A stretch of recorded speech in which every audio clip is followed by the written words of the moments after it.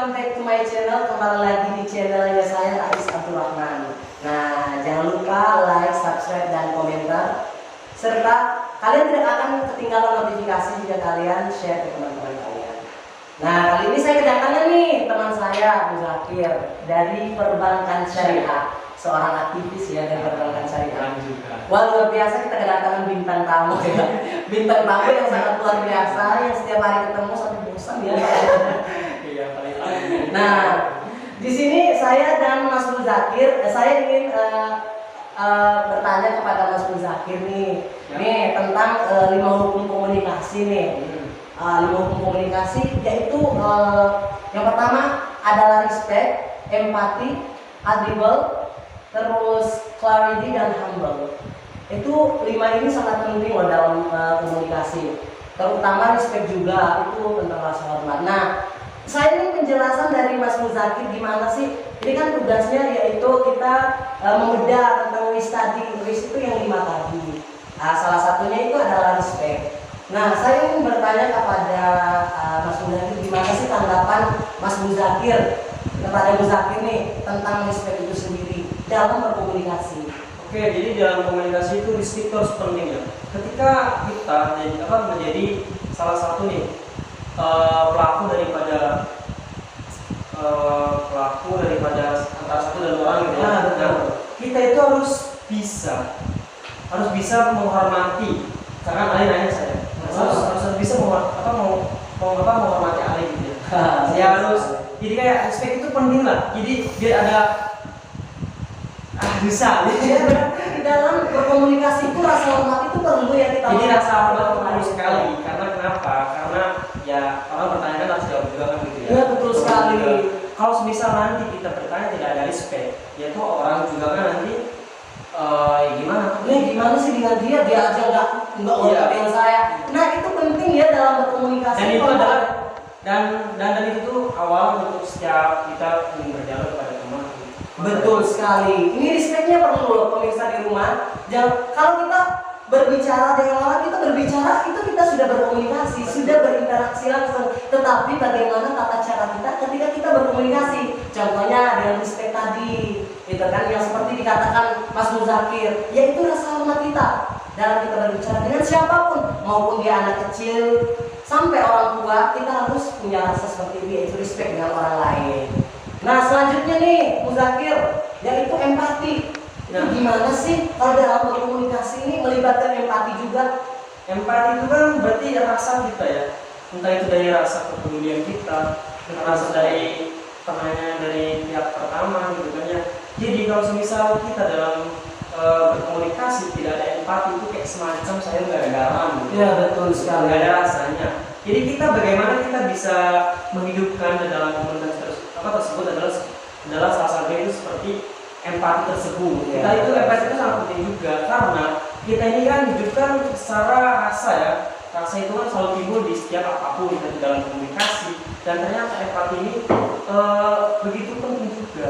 Biar kita paham juga dalam komunikasi apa yang kita bicarakan. Berarti kalau kita berbicara adanya empati ini untuk seperti sangat perannya itu sangat penting ya empati ini. Seperti kita lihat kondisinya, ketika kita berbicara, saya contohnya, saya lihat Muzakir lagi marah-marah, saya bercandain, kayak gak ada rasa empati banget ya.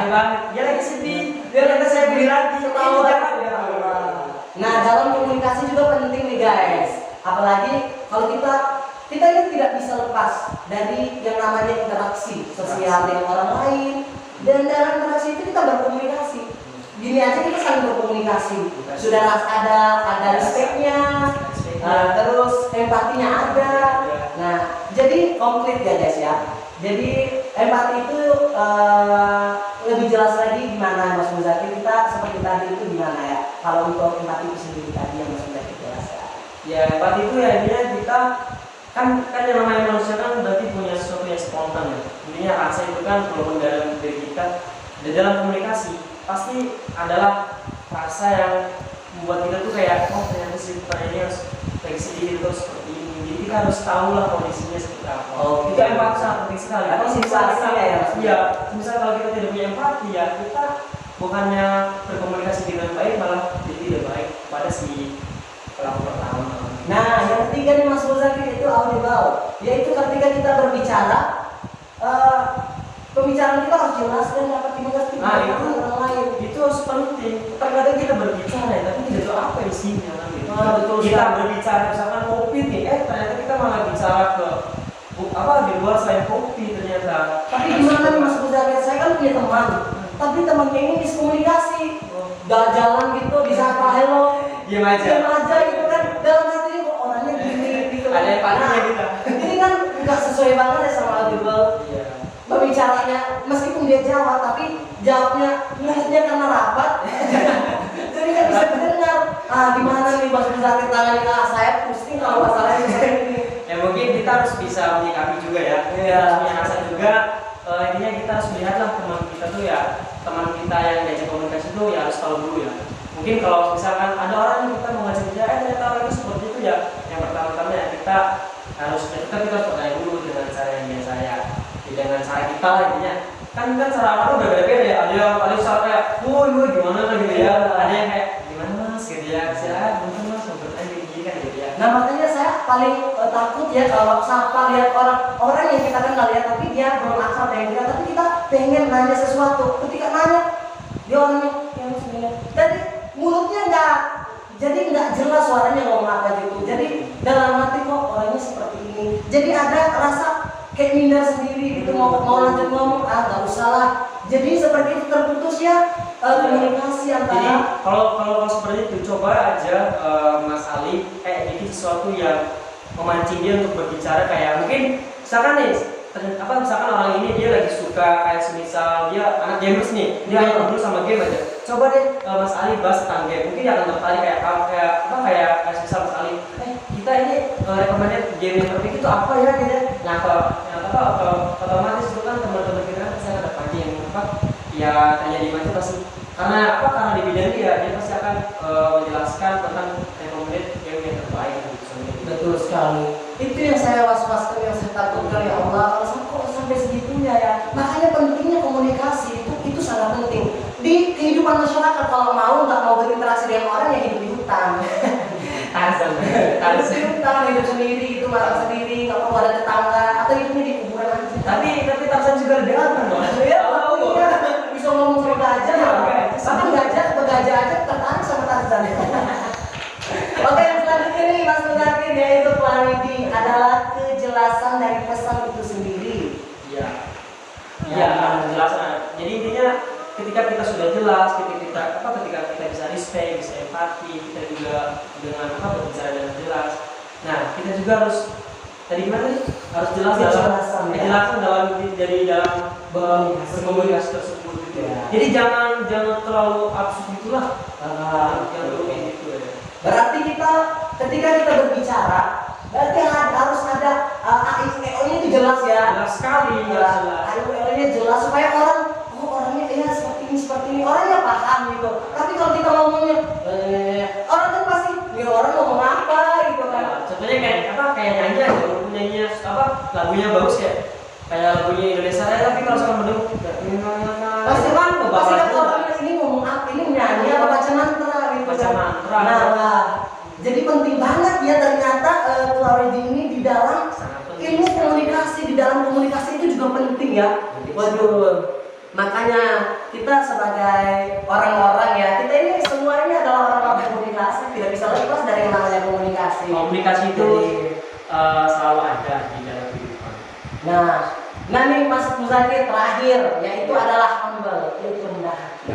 Nah gimana nih kalau rendah hati dalam berkomunikasi nih? Itu rendah hati itu harus ada di setiap manusia, rendah hati terus ada. Tapi ya kita harus lihat sikap juga ya. Jadi kayak jangan semuanya rendah hati. Ya waktunya harus berenergi gitu ya. Kalau rendah hati kan gitu itu tidak pas. Intinya kita harus lihat sikap juga. Rendah hati itu pasti karena sikap komunikasi yang baik adalah rendah hati. Jadi itu adalah suatu etika kita dalam berkomunikasi seperti itu. Jadi kalau kita yang tidak rendah hati, kita sombong, ya bukannya komunikasi yang baik yang ada, malah yang buruk, yang ada seperti itu. Di dalam berkomunikasi itu kita juga harus butuh namanya rendah hati. Jangan gegabah kalau ngomongnya seenaknya begini. Saya biasanya menjatuhkan banget, itu tidak bagus di dalam komunikasi itu sendiri. Betul. Apalagi kalau sudah masuk di humble, kita itu kalau kita harus bisa meminimalisir penempatan diri kita bagaimana ketika kita berbicara dengan orang. Contoh, meskipun saya berbicara kepada anak kecil, saya nggak kenal sama anak kecil lalu saya marah-marah, enak nggak malah didengar sama dia? Pasti ini orang kok gini ya. Tetapi kalau kita datang dengan ini mau permen nggak, pasti orang mikir ini pencuri nggak ya? Pencuri kan nggak gitu juga. Nah, pentingnya humble itu seperti itu. Berarti dari ulasan dari kelimanya tadi itu, kalau kita gabungkan itu sangat penting ya dalam berkomunikasi. Itu menjadi satu kesatuan. Kayak kalau ibarat kata tubuh lah, kalau seakan yang satunya hilang itu ya akan cacat nantinya gitu ya. Betul sekali. Berarti kelimanya itu ibarat anggota tubuh itu, satu tubuh itu yang nggak bisa dilepas. Betul sekali. Jadi, nah untuk kalian nih, ketika kita berkomunikasi, ingat tata cara dalam berkomunikasi itu ada. Ketika kita berbicara dengan siapa saja, di sana ada rendah hati, ada kejelasan bahasa kita dalam berbicara, dan jangan sampai kalau kita berbicara dengan orang terjadinya miskomunikasi. Betul sekali. Itu tidak boleh. Orang akan berpikir, ini orang waras apa enggak, ini orang emangnya bawaan sejak lahir emang gini. Orang akan berpikir seperti itu. Tetapi kalau kita welcome, ayo, kalau ngajak ngomong ya kita ngomong. Betul. Tapi kita harus sejalan dengan apa yang dengan 5 hukum komunikasi tadi, yaitu dari humble, empati, clarity, semuanya kita. Kita bentuk daripada awalnya. Wah, saya sangat berterima kasih banget ya kepada Muzakir, yaitu teman saya dari Perbankan Syariah luar biasa ya.